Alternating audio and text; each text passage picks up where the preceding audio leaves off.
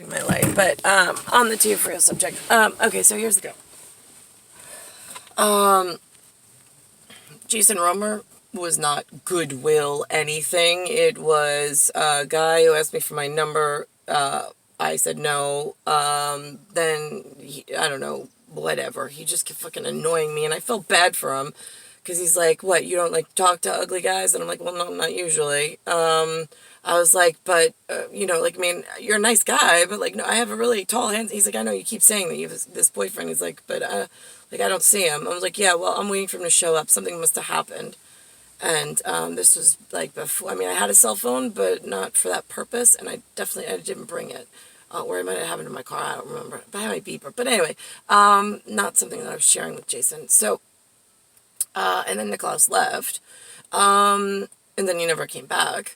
And then, I was just hanging out with Jay because I was bored of being, which I also had told Niklaus, is that how bored I was and, like, how much I hated New York, living in, like, a dirty, dank basement, whatever. I mean, it was better than being upstairs with my parents, but I mean, I don't have friends. I don't want to go meet people at college. Like, I just want to get married and have kids with Niklaus, not with fucking Romer.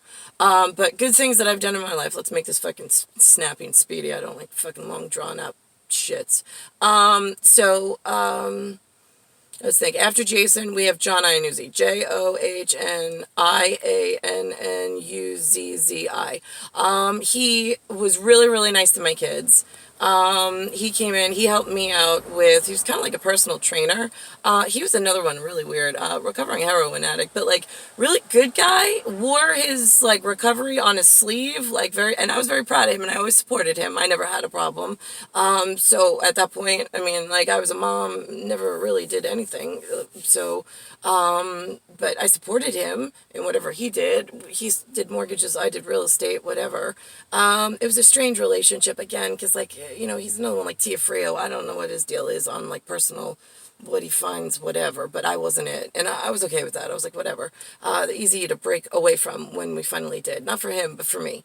But while we were together and working together, he had to switch banks, and he's a type 1 diabetic, which means he needs insulin and he needs supervision, because I've been with him on vacation where the Dunkin' Donuts girl, we were out in the middle of Florida in like the Ozarks, Ozarks, and he goes through the drive-through and he says, I'm a diabetic, I can't have any sugar. So just like a large coffee with half and half and no sugar at all. Like really, like, and the girl's like, okay, no problem. Gets the cup, he takes his first sip, and there's like this much sugar in the bottom, and then he's freaking out because it's hot.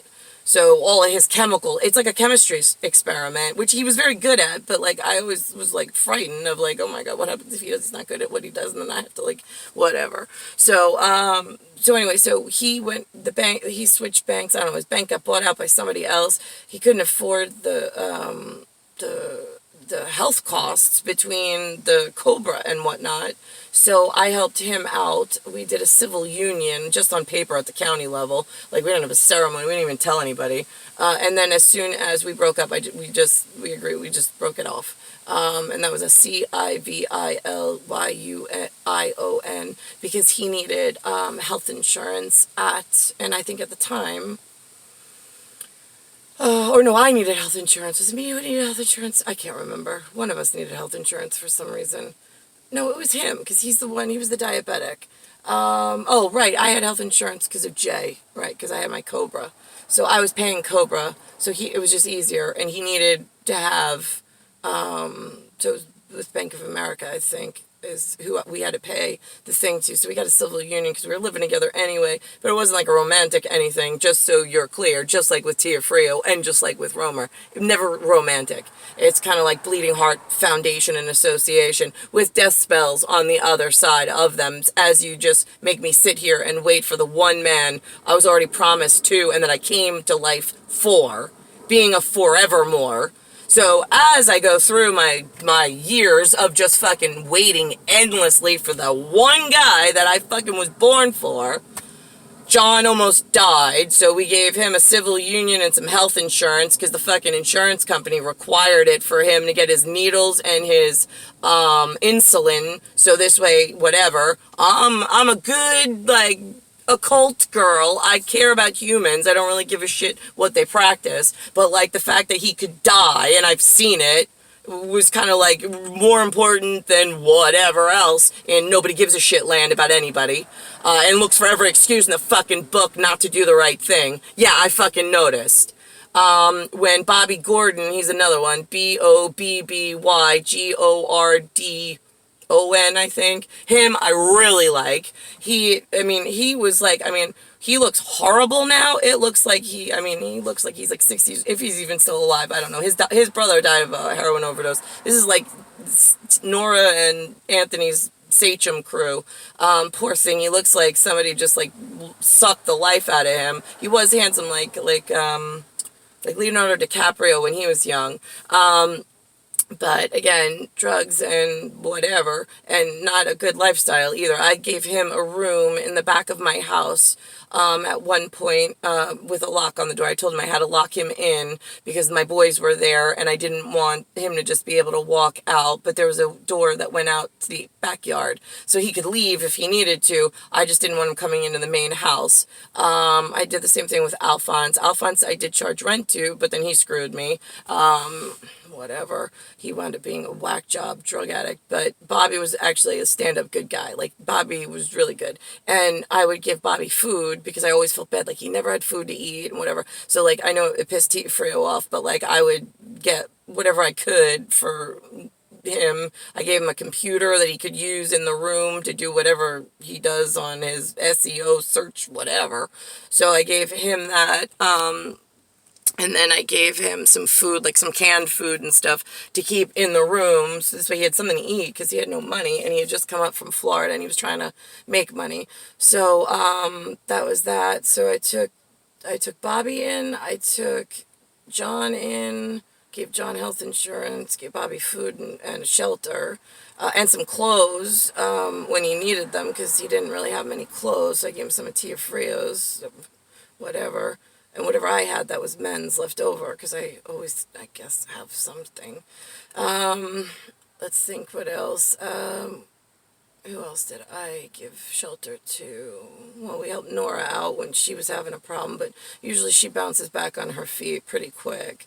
Let's think. Yeah, as long as it doesn't interfere with me and my kids, then I'm okay with helping out.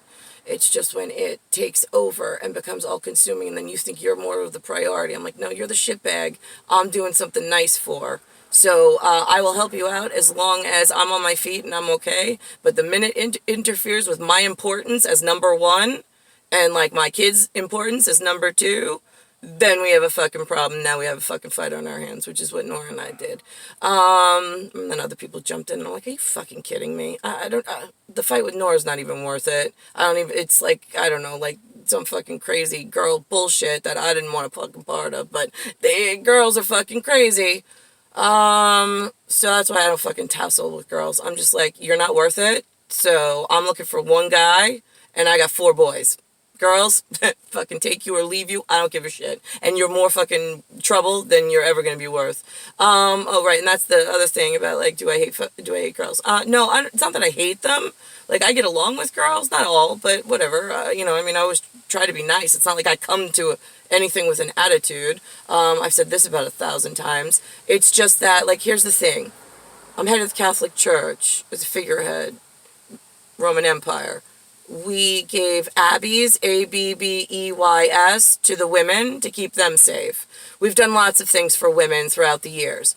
But here's the thing, ladies. If you're going to challenge the father, being the padre, Padre, in Rome, the Pope, the POPE, for his spot in the Vatican, now I have a problem with women. Do you understand? I don't care what women say or do. It's just in what I've seen of you, this harvest and turn up, what's turned up as women for the last 3 generations are really fucking dangerous. To progress anyway. Because you keep thinking like you're more fucking important than me.